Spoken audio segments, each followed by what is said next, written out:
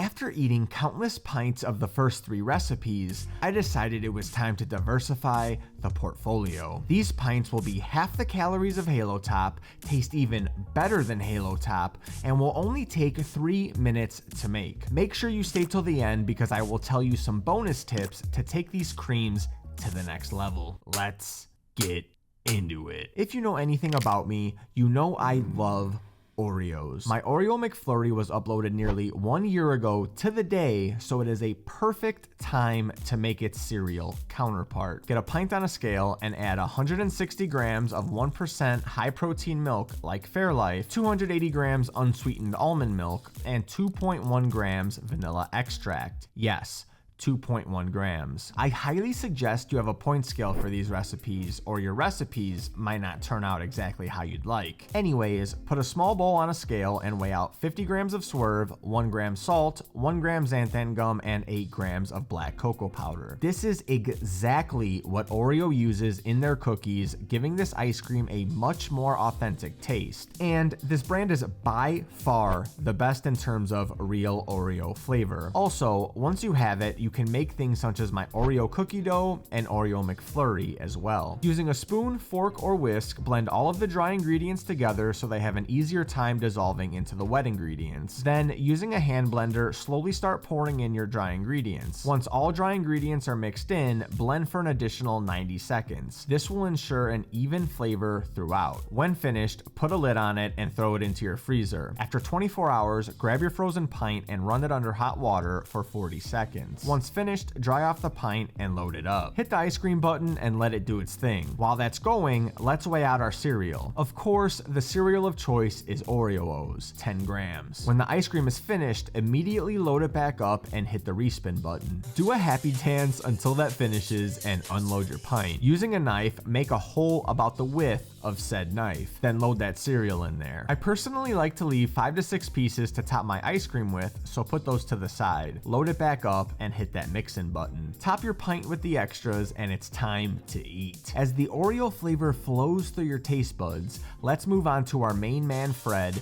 and his pebbles of chocolate. Get your pint on the scale and add 160 grams 1% milk and 280 grams almond milk. Then, in a separate bowl, add 50 grams Swerve or Purecane, 1 gram salt, 1 gram Xanthan Gum, and 8 grams of cocoa powder. I highly recommend this King Arthur cocoa because the quality is outstanding and I will be using it in my protein brownie recipe coming out very soon as well. But at the bare minimum, you should be using a Dutch processed cocoa blend to get that deep chocolate flavor. Mix all the dry ingredients thoroughly and then slowly mix them into the wet ingredients. Once finished, continue mixing for 90 seconds. Quick tip, use masking tape to label your pints if you have an addiction like me and have a bunch of flavors being made at the same time. Throw it in the freezer and wait 24 hours. There will be no waiting for me since I already have one sitting in the freezer, which I highly recommend you buy extra pints so you don't have to wait 24 hours ever again either. When ready, grab your pint, rinse the outside of it for 40 seconds and dry it off. Get it loaded up and hit that ice cream button, immediately followed by the respin button. While it's spinning, let's grab our Cocoa Pebbles, or Cocoa Rageous in my case, and weigh out 10 grams into a bowl. Knife out a nice circle in the middle and load it up with the goodies. Like the last recipe, I like to leave a couple grams off to the side to top with for a greater mouthfeel and texture. Load it back up and use the mix-in setting. And lastly,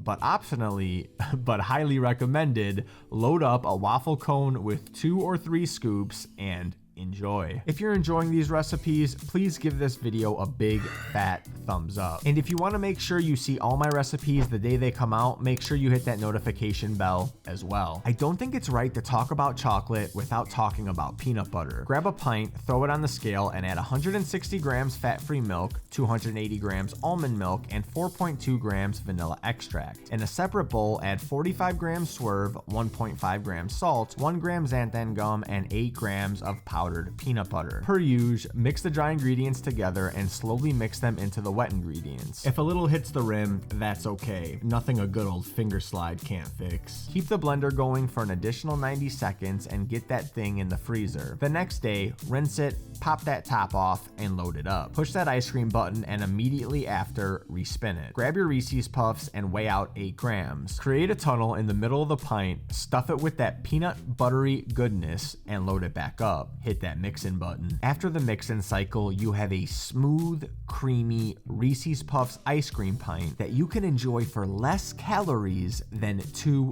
peanut butter cups. I promised bonus tips, and through the testing process, I have found small tweaks can make for an enormous flavor boost. First, with the Oreo cream. Mini marshmallows are our best friend. Take 10 grams of them, and when loading the middle, stack Oreo Os and marshmallows on top of each other until you reach the top. If you run out of room, just add more and push them down so you can have more mix-ins throughout each bite of ice cream. Then top with the remaining marshmallows and Oreo Os to make for the complete dessert while only adding 33 calories to your pint. If you want to add an even deeper chocolate flavor in your Cocoa Pebbles cream, add 1 to 2 drops of coffee extract before you blend and you're all set. Any more than this will make your ice cream taste like coffee, but a couple drops will just enhance that chocolate flavor every time it hits your tongue. I don't know about you, but in my opinion, peanut butter ice cream can never have enough peanut butter flavor. During the mix and setting stage, take 5 grams of peanut butter, put it in a small bowl, and microwave it for 30 seconds. You can either top directly into the pints or scoop some out into a bowl, or if you're feeling spicy, a waffle bowl, and top onto your cream. This truly takes this recipe to the next level for just